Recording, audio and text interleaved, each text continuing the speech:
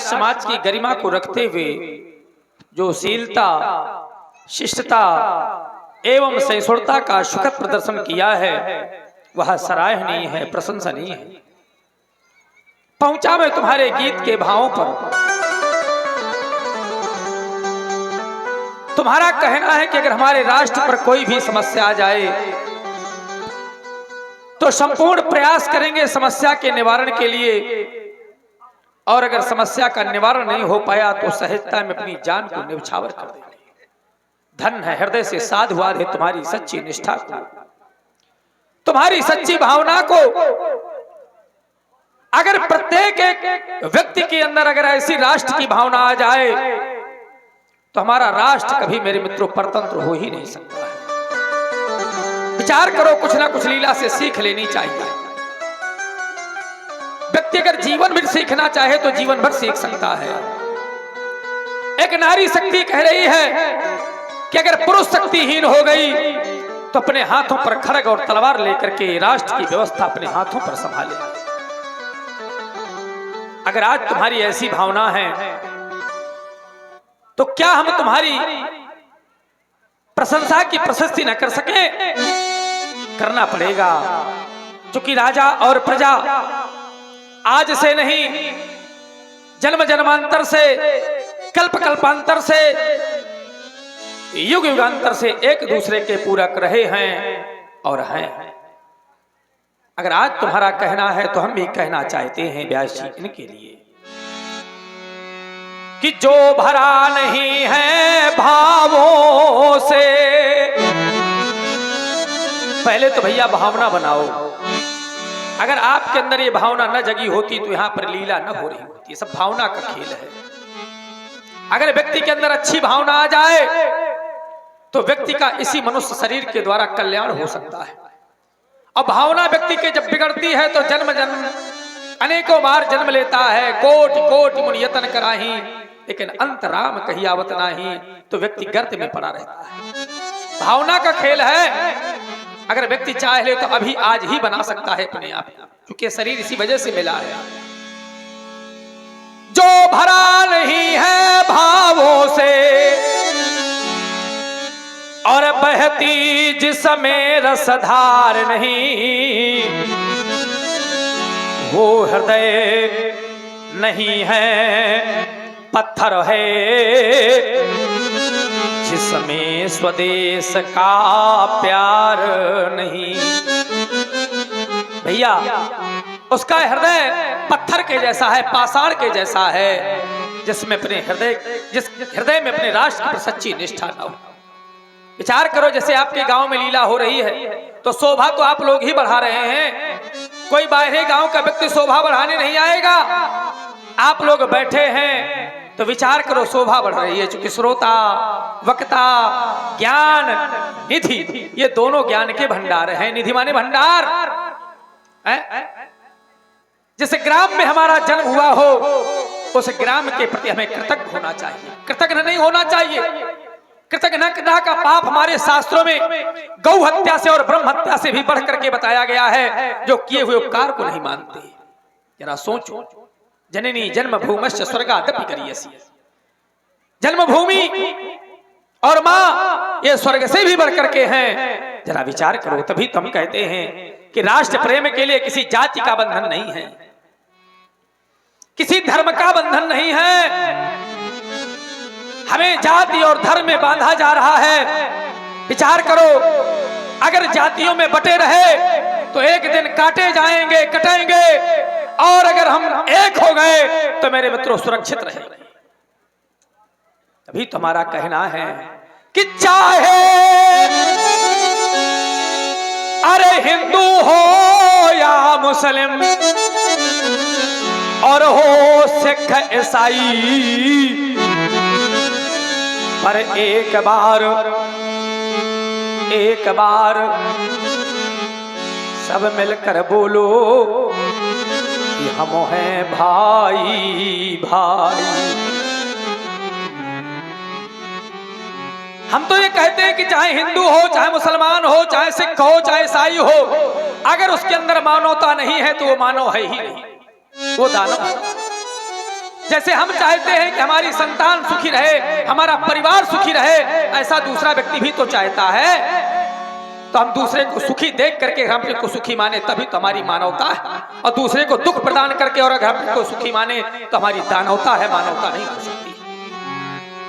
जैसे एक पिता के 4 पुत्र होते हैं, कोई विद्वान होता है, कोई तपस्वी होता है, कोई धनवान होता है, तो क्या पिता की प्रीत किसी से कम और किसी से ज्यादा होती है क्या? नहीं होती है। उसी प्रकार से हम परम पिता की संतान है, परम पिता की, उसका प्रेम तो सब पर है, बराबर है। लेकिन हम यहाँ पर आकर के और अपने आप को बांट बैठे हैं। आचार्य तुलसी लिखते हैं कि एक भूप के विपुल कुमारा हो ही पृथक गुणशील आचारा। आचार विचार गुण उनके सबके अलग अलग होते हैं, पृथक पृथक होते हैं। कैसे होते? बोले को पंडित को तापस ज्ञाता, को धनवंत सूर को दाता। लेकिन ईमानदारी से बताओ, क्या पिता की प्रीत किसी से कम और किसी से ज्यादा होती है क्या? सबसे बराबर होती है, सबसे बराबर होती है। वो तो यहाँ तक कहते हैं परम पिता जो हैं कि सब मम प्रिय सब ही उपजाए, और सबते अधिक मनुज मुहि भाई। मनुज क्यों भाई? क्योंकि मनुज ज्ञानी है, उसको ज्ञान है इस बात का, सुख और दुख का अनुभव है। ये पशुओं को नहीं है, वृक्षों को नहीं है। जीव तो वृक्ष में भी है, लेकिन हम उसको काट देते हैं, क्या वो हमको रोकता है? और अगर हमारे कोई हाथ को काटे, जरा विचार करो, तो हमारे अंदर मानवता आनी चाहिए। आज देख लो, राजनीति कह रही है कि अगर राष्ट्र की व्यवस्था नहीं हो पाई तो अपने तन को न्यौछावर कर देंगे। धन्य है तुम्हारी सच्ची निष्ठा, धन्य है तुम्हारी सच्ची भावना। जरा विचार करो, संसार में 2 चीजों का बहुत बड़ा महत्व है, कला और कलाकार। हेलो, आप लोग सुन रहे हैं महाराज श्री जनक जी को, बड़ा सुंदर संदेश समाज के लिए, आप हम सभी के लिए। और ये केवल ध्यान देने योग्य बात है, ये हमारे सर के ऊपर से न निकल जाए, ये हृदय ग्राही बात है। इसी पर प्रभावित हुए हैं हमारे परमादरणीय महेश्वरी दीन जी तिवारी, जो आप महोबा से पधारे हुए हैं। आपके द्वारा जनक जी के चरणों में 51 मुद्राएं प्रदान की गई हैं। बहुत बहुत धन्यवाद। तुम्हारा नाम जो हुआ है आज कला के द्वारा हुआ है, लेकिन इतना ध्यान रखना, ऊंचाई पाने के बाद कभी अभिमान ना हो। अगर अभिमान आ गया तो भगवान का भोजन है, और अगर अभिमान नहीं आया तो समझ लेना उत्तरोत्तर तुम्हारी वृद्धि होती रहेगी। जिस व्यक्ति को अपनी कला का, अपने धन का, अपने यश का, अपने वैभव का अगर अभिमान हो गया तो कहीं ना कहीं वो गर्त में चला जाएगा। और संसार में ऐसा कोई भी प्राणी नहीं है जिसको अभिमान न हुआ हुआ। असको जन्मा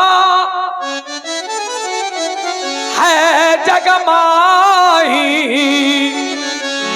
अप्रभुता पाई काहि मद नाही।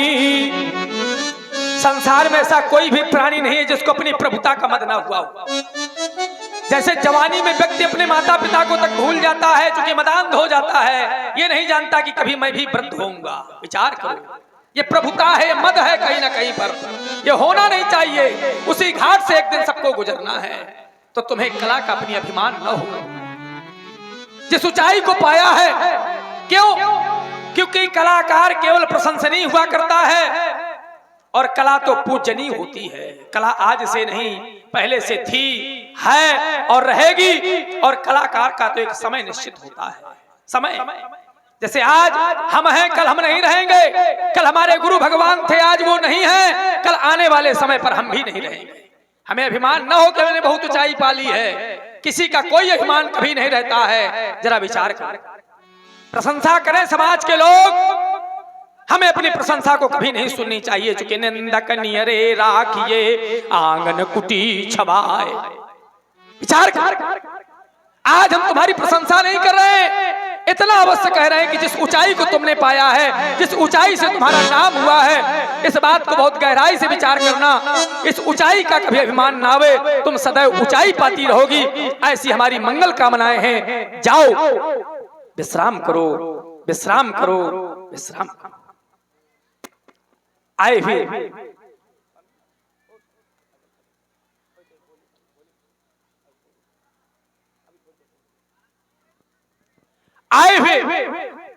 सभी गुणज्ञ विज्ञ धर्मज्ञ धर्मानुरागियों और लीला के प्रति प्रेम रखने वाले प्रेमियों, बहुत ही अच्छी समाज है। आज ऐसा लग रहा है कि सभी लोग सुन रहे हैं, बड़ा शांति का माहौल है, बड़ा ही शांत। इसी प्रकार से वातावरण होना चाहिए।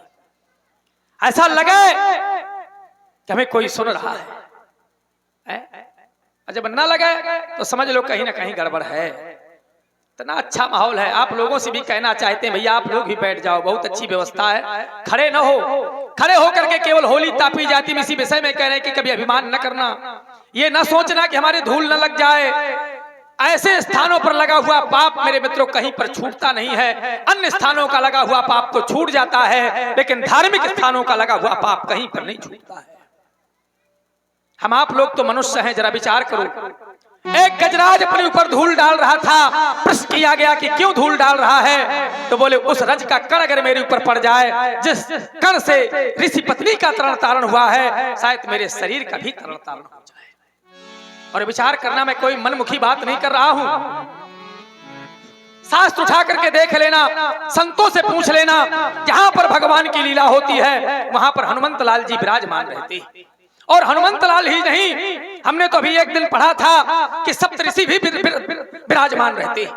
अब किस रूप में है, हमारे अंदर वो दृष्टि नहीं है, और जब दृष्टि आ जाएगी तो देखने की शक्ति हो जाएगी। जैसे महाकुंभ चल रहा है, जितने संत प्रत्यक्ष रूप में हैं, उससे कहीं अधिक देवता और संत अप्रत्यक्ष रूप में, लेकिन बस हमें उस दृष्टि की आवश्यकता है। तभी तो कहते हैं आप लोगों से निवेदन पूर्वक की बैठ जाओ, क्योंकि परमात्मा की लीला भैया कभी खड़े होकर के नहीं देखी जाती है। जो लोग खड़े होकर के देखते हैं उनके लिए व्यवस्था परमात्मा ने बनाई है। 84 लाख योनियों में सर्वप्रथम 20 लाख स्थावर हैं। कौन बनते हैं? बोले जो परमात्मा की कथा और परमात्मा की लीला को खड़े होकर के सुनते हैं, वो अगले जन्म में वृक्ष हो जाते हैं। ऐसा विधान आगे का न बनाओ, वो बनाओ कि कम से कम जो हमें मनुष्य का शरीर मिला है तो अगले जन्म में भी मनुष्य का शरीर मिल जाए, वृक्ष न बने। हमारा कहना कार है मानो या न मानो, क्योंकि इस स्थान पर आने के लिए भैया बहुत बड़े कठिनतम प्रयास करने पड़ते हैं। अब प्रयास करने के बाद भी अगर व्यक्ति के अंदर भावना नहीं जागी तो फिर वो मनुष्य नहीं, उसके अंदर मानवता नहीं है। आचार्य तुलसी लिखते हैं, क्या लिखते हैं व्यास जी? हम अपने मन से नहीं आए हैं, कोई ये ना सोच ले। एक एक बात को प्रमाणित करूंगा। बहुत से ऐसी व्याधियां आ जाएंगी, चूंकि गृह कारज नाना जंजाला ते अति दुर्गम शैल विशाला, पता नहीं कौन सा कैसा काम आ जाए जो व्यक्ति को लीला छोड़ करके जाना पड़े। हम अगर आप लोग बैठे हैं, आप लोग आ गए हैं, तो किसकी कृपा का प्रभाव है? परमात्मा की कृपा का प्रभाव है, परमात्मा की कृपा का शुभ प्रमाण है। जरा सोचो, आवत यही सर भैया, चाहे इस सर से मान लो और चाहे इस सर से मान लो, मनुष्य का शरीर पाना भी बहुत है। बड़े भाग मानुष तन पावा सुर दुर्लभ सदग्रंथ निगावा। और मनुष्य का शरीर पाकर के जब ऐसे शुभ स्थानों पर पहुंचने का मौका मिल जाए तो हमसे आपसे बढ़कर के कोई भाग्यशाली नहीं हो सकता है। आवत यही सर अब अति कठिनाई, प्रभु राम कृपा बिन आए जाई।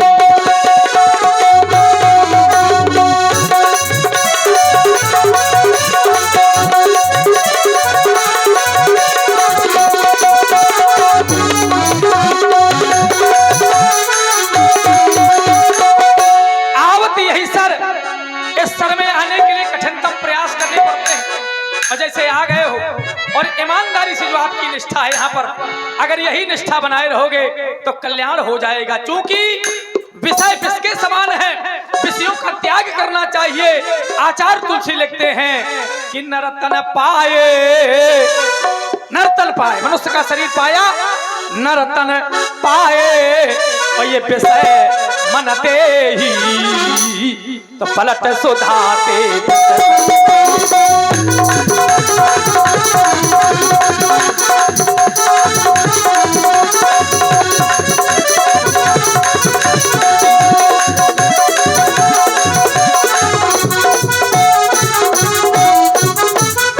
नर्तन पाए जिसने मनुष्य का शरीर पाया अपने मन को इंद्रियों को विषयों में लगाया। तो भैया उसी प्रकार से है कि आपके सामने दो पात्र रख दिए गए हैं, एक में विष भरा हुआ है, एक में अमृत भरा हुआ है। अब चयन आपको करना है कि आप विष का चयन कर रहे हैं कि अमृत का चयन कर रहे हैं, ये आपके ऊपर निर्भर है। मनुष्य का शरीर मिला है तो आपको मोक्ष पाना है कि नरक में जाना है, ये आपके हाथ पर है। चाहे मोक्ष पा लो और चाहे नरक में जा लो, दोनों पाने के साधन है, दोनों चीजें इससे मिलती हैं, समझ लो। आप लोग कहोगे हम जांचेंगे कैसे, तो यहीं पर जांच सकते हो इसको। उत्तर पुस्तिका भी आपके हाथ में है। कैसे?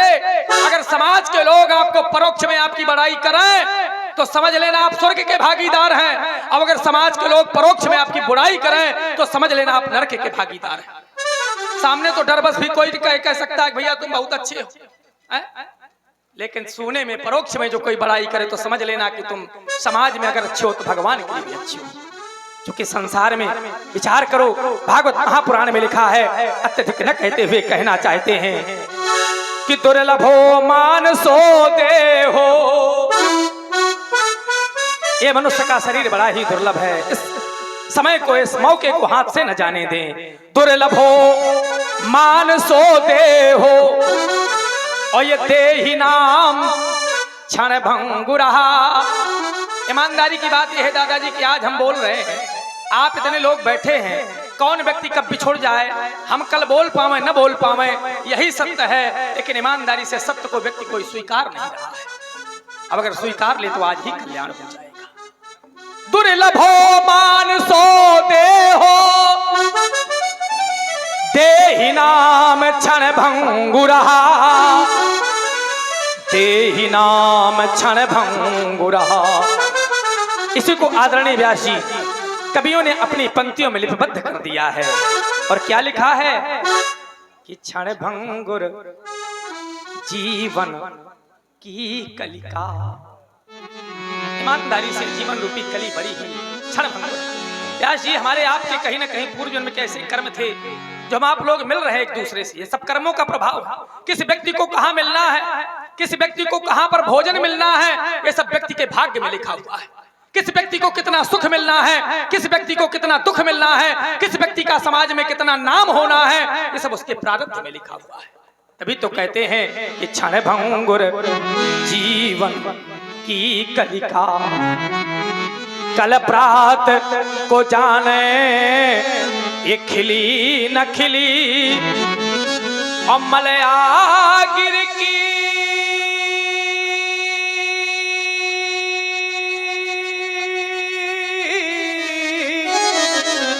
सुचि शीतल मंद और सुगंध समीर चली ना चली। आप लोग कह रहे होंगे क्यों ना चली, तो उसका एक कारण है। और कारण क्या है कि कलिकाल कुठार लिए फिरता, और तन नम्र से चोट झिली ही न झिली। तो करना क्या है, अरे भजले भजले भजले हरि नामो हरि रसना। क्यों? क्योंकि फिर अंत समय में। बहुत सुंदर आप लोग सुन रहे हैं। जनक जी को इस समय बिल्कुल ब्रह्मवाणी का प्रयोग हो रहा है, और ब्रह्मज्ञानी महाराज जनक जी हैं ही तो जो सुंदर उपदेश इस समय अपनी समाज को दे रहे हैं, तो प्रभावित हुए हैं। हमारी बहन अलका सिंह परिहार, उन्होंने 50 मुद्राएं जनक जी के सुंदर अभिनय में प्रदान किया है। माही सिंह और नीरज सिंह आप भरुआ से पधारे हुए हैं, आपके द्वारा ये 100 मुद्राएं प्रदान की गई हैं। चुनमुन सिंह परिहार इंगोटा निवासी, आपकी ओर से 50 मुद्राएं एवं शिखा सिंह सिसोभिया, आपकी ओर से ये 50 मुद्राएं जनक जी के सुंदर अभिनय में प्रसन्न होकर के प्रदान की गई हैं। बहुत बहुत धन्यवाद। अच्छा, जो लोग कहते हैं कि आज नहीं कल कर लेंगे, कल मर्दार कल किसी ने देखा है? ईमानदारी से बताओ, देखा है? एक क्षण का तो ठिकाना नहीं है। हम कहते हैं अभी से लग जाओ। जो लोग कहते हैं हमने बहुत ऊंचा पद पा रखा है, तो बड़े बड़े तुमसे पद वाले ज्यादा चले गए हैं, राजा महाराजा चले गए, उनका कोई नाम नहीं ले रहा है, मकान उनके खंडहर पड़े हुए। विचार करो, इसका भी अभिमान में न रहना। किसी संत की वाणी है और वर्तमान में वो है नहीं, लेकिन आपका ध्यान पहुंच जाएगा। स्वामी श्री राजेश्वरानंद जी महाराज क्या कहते हैं, विचार करो। हम कहना चाहते हैं और आप लोग उस पर चिंतन करना कि साथी हैं मित्र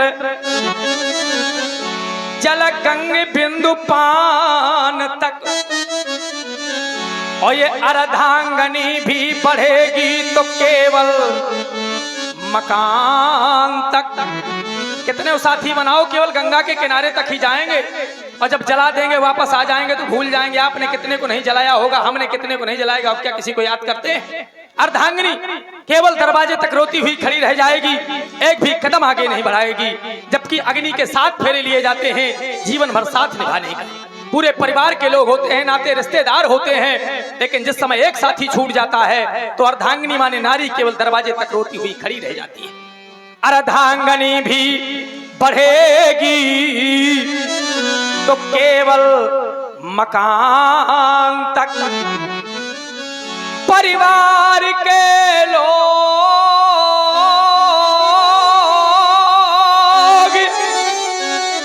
चलेंगे इस मसान तक, और बेटा भी हक निभाएगा तो अग्नि दान। बेटा भी हक निभाएगा तो अग्निदान तक। बहुत सुंदर। ये दो दोस्त निराले और बंदा के रहने वाले हमारे कुलदीप सिंह जी और जीतू सिंह गौतम, इन्होंने सामूहिक 50 मुद्राएं जनक जी के चरणों में सादर प्रदान किया है। बहुत बहुत धन्यवाद। बेटा भी हक निभाएगा तो अग्नि दान तक। भैया इसके आगे कोई जाएगा? व्यास जी आपका भी सहयोग चाहेंगे। इससे तो आगे, इससे तो आगे क्या बात है जनक जी। हमारे कमल सिंह जी प्रभावित हुए हैं आपके सुंदर संदेश में। उन्होंने ये 50 मुद्राएं आपके चरणों में अर्पित किया है। बहुत बहुत धन्यवाद। भैया जब संसार के लोग साथ छोड़ देते हैं तब किसके भरोसे यात्रा करेंगे? संसार के लोग का शरीर नहीं साथ में जाता है, यहीं जला दिया जाता है, और हमें आगे की यात्रा करनी है तो काहे से करेंगे? तो बोले इससे तो आगे अरे भजन ही है साथी, और हरि के भजन अकेला रहेगा। रे मन ये तो दिन का, रे मन ये तो दिन का मेला रहेगा, कायम न जग का झमेला रहेगा। रे मन ये दो दिन का मेला रहेगा, कायम न जग का झमेला रहेगा। बस अब अत्यधिक न कहते हुए, चूंकि अधिक समय अगर हो गया तो फिर समय सबको देखना है। समय को जिसने न जाना उसने कुछ भी न जाना। बस इतना ही हमारा केवल कहने का उद्देश्य रहा करता है, और ईमानदारी से बता रहे हैं, हृदय से बता रहे हैं, इस स्वरूप के माध्यम से बता रहे हैं। अब आप लोग मानो न मानो, सीना तो फाड़ के दिखा नहीं पाएंगे, लेकिन हमारा केवल एक उद्देश्य रहता है कि भैया अगर एक भी व्यक्ति को हम मोड़ पाए, एक भी व्यक्ति को, तो समझ लेंगे कि हमारा ये जीवन सार्थक हो गया। अब अगर नहीं मोड़ पाए तो हमारा मनुष्य का शरीर लेना ही व्यर्थ हो गया। बहुत सुंदर। एक नहीं आए, एक साथ दो मुड़ गए। बब्बू सिंह जी और शिबू सिंह जी आपके चरणों में ये 50 मुद्राएं अर्पित कर रहे हैं, और रोहित सिंह जी इन्होंने जनक जी के सुंदर संदेश में 50 मुद्राएं प्रदान किया है, और सुल्तान सिंह जी आपके द्वारा सुल्तान सिंह जी गौतम ये 50 मुद्राएं प्रदान कर रहे हैं। बहुत बहुत धन्यवाद। बस सब कुछ करो जो भी काम मिला है, काम में कोई बाध्यता नहीं है, लेकिन भगवान को न भूलो। हाथ से पैर से चल करके, हाथों से मेहनत करके काम करो, लेकिन वाणी से भगवान का नाम लेते रहो। यही कहना कार हमारा है। मिथिला के श्रेष्ठ एवं ज्येष्ठ राज्य मंत्रीवर, आज हमारा तुमसे कहना है,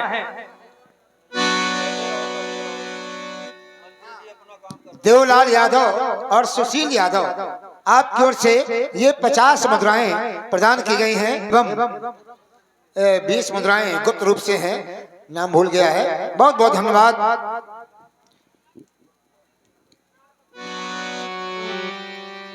चाहते हैं वीर बल्लों को हमारे सामने आहूत किया जाए।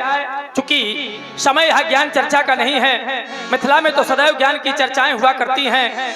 आज हमारा कर्म पथ कह रहा है कि सीरत ध्वज अपने कार्य के लिए अग्रसर हो।